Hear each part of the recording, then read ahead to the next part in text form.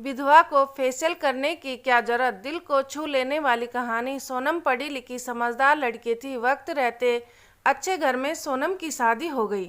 परिवार में सब कुछ अच्छा था। प्यार करने वाला पति, लाड प्यार करने वाले सास ससुर। सोनम के पति की अच्छी खासी सैलरी थी, इसलिए शादी के वक्त उसकी नौकरी से भी छुट्टी कर दी गई। कहते हैं बुरा वक्त कभी कहकर नहीं आता। एक रोड एक्सीडेंट में सोनम ने अपना पति खो दिया। छोटी उम्र में सोनम की जिंदगी बेरंग हो गई।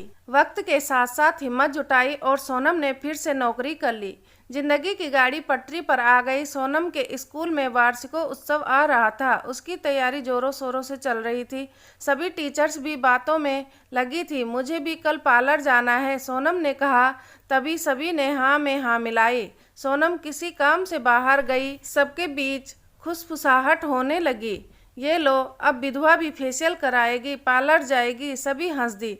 सोनम ने आते वक्त सुन लिया। उसका दिल धक से रह गया, पर वो चुप नहीं रहेगी। उसने सभी को बोला, कहने को आप सभी टीचर हैं जिनके हाथ में समाज की बागडोर है, पर आप लोगों की सोच इतनी पुरानी ख्यालों की होगी, मुझे पता नहीं था। एक औरत विधवा हो जाती है, इसमें उसका क्या दोष है। वो क्या जीना छोड़ दे, खाना पीना छोड़ दे। पति से अलग भी उसका कोई वजूद है। उसे भी खुश रहने का अधिकार है, अपनी जिंदगी जीने का अधिकार है। कौन से कानून में लिखा है कि विधवा को पार्लर जाने का हक नहीं है। हम जिंदगी भर उसी उतरे उदास चेहरे को लटकाए रखें और समाज हमसे झूठी सहानुभूति जताता रहे, हमारे ऊपर बेचारगी का टैग लगा रहे। विधवा हंसे नहीं, रंग बिरंगे कपड़े नहीं पहने, किसी शादी पार्टी में नहीं जाए, जीते जी एक मुर्दा लाश बनकर जिए। आप जैसी पढ़ी लिखी इस जमाने की औरतें ये बात करती हैं तो मुझे औरतों पर शर्म आती है, जो सदियों से चली आई प्रथाओं को खुद घसीट रही हैं और जो समाज को बदलने की सोचे उसकी भी टांग खिंचाई करने में आगे हैं। विधवा को क्या ढंग से रहने का हक नहीं है। मैं शादी से पहले भी फेशियल कराती थी, अब भी करा लूँगी तो क्या हो जाएगा। मैं आप सबको अपना दोस्त समझती थी, पर मुझे नहीं पता था आप लोगों के विचार भी इस तरह से पिछड़े होंगे।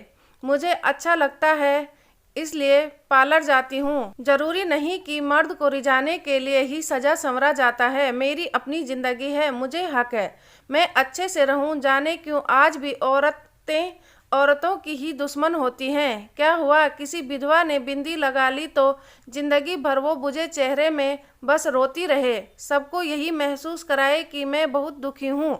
मैं अपने माता पिता के लिए खुश रहना चाहती हूँ। मैं अपनी ज़िंदगी जीने के लिए खुश और अच्छी लगना चाहती हूँ। मर्द पर तो कोई बंदिशें नहीं हैं।